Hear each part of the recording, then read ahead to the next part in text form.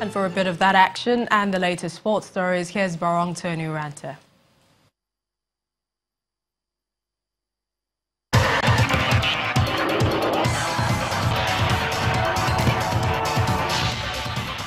Thank you, Millicent, and welcome to Sports News.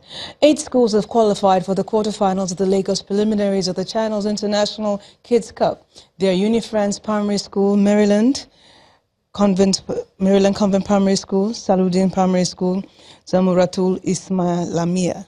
Others are Donben Primary School, Agboyi Primary School, Infant Jesus, and Oye Primary School.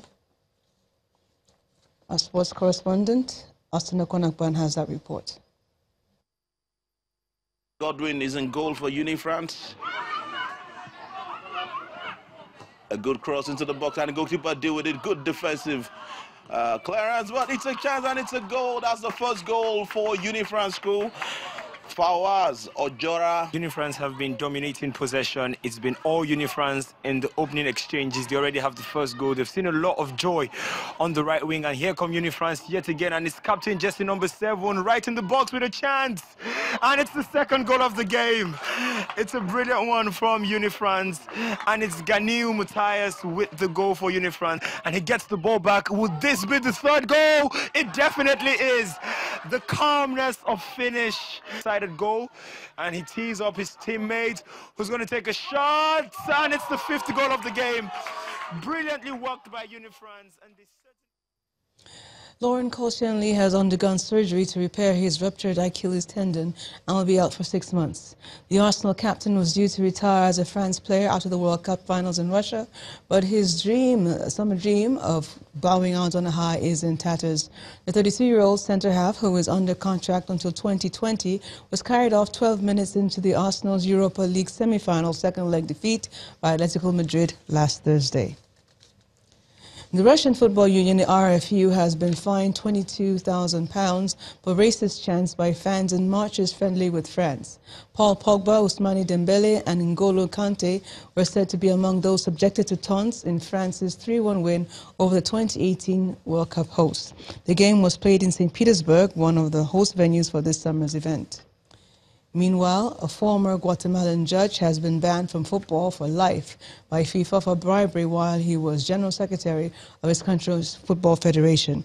Hector Trujillo, who was also fined $200,000, had already been sentenced by United States court to 8 months in prison in October 2017 after previously pleading guilty to wire fraud and conspiracy. He admitted to the court that he took kickbacks from a marketing company in exchange for his help securing media and marketing rights for World Cup qualifying matches.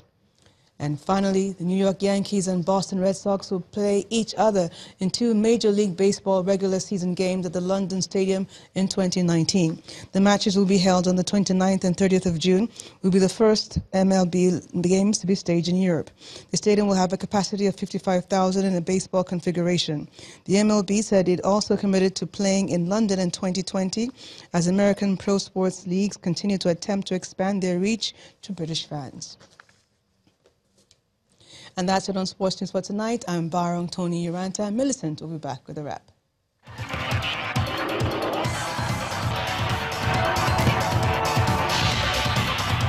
Thank you, Barong. 2 cases of Ebola have been confirmed in the Democratic Republic of Congo's Bikoro town. According to head of the National Institute for Biological Research, Jean-Jacques Muyembe, 10 more cases are suspected. This is the 9th time Ebola has been recorded in the DRC, whose eastern Ebola River gave the deadly virus its name when it was discovered there in the 1970s. The latest incidence of the disease comes less than a year after the Central African country's last outbreak, in which 8 people were infected, of whom 4 died.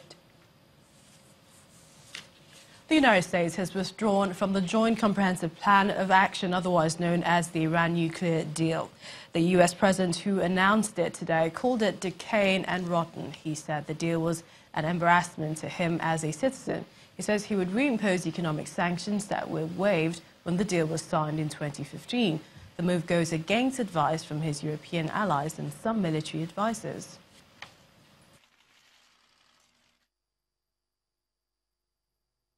I want to update the world on our efforts to prevent Iran from acquiring a nuclear weapon.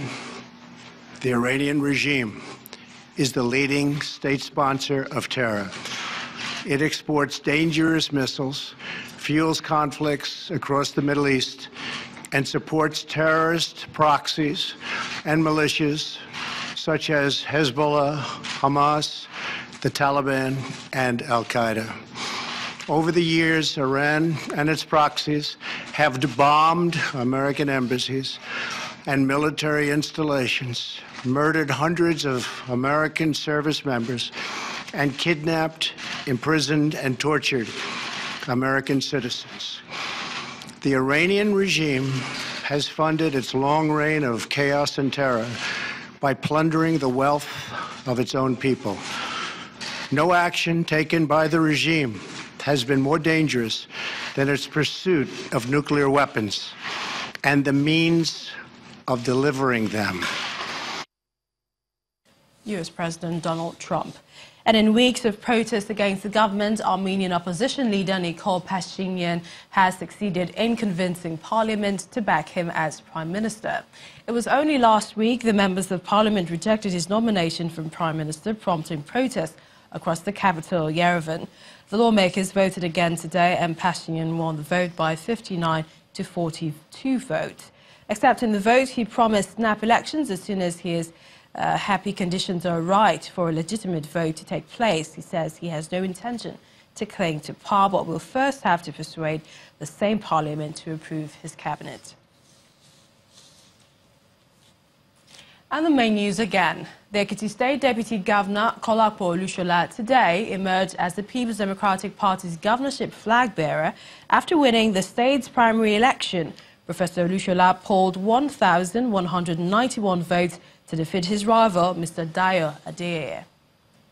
Also today, governors of the Lake Chad Basin and development partners met in Maiduguri, the Borno State capital, to discuss strategies towards restoring peace and environmental security in the region.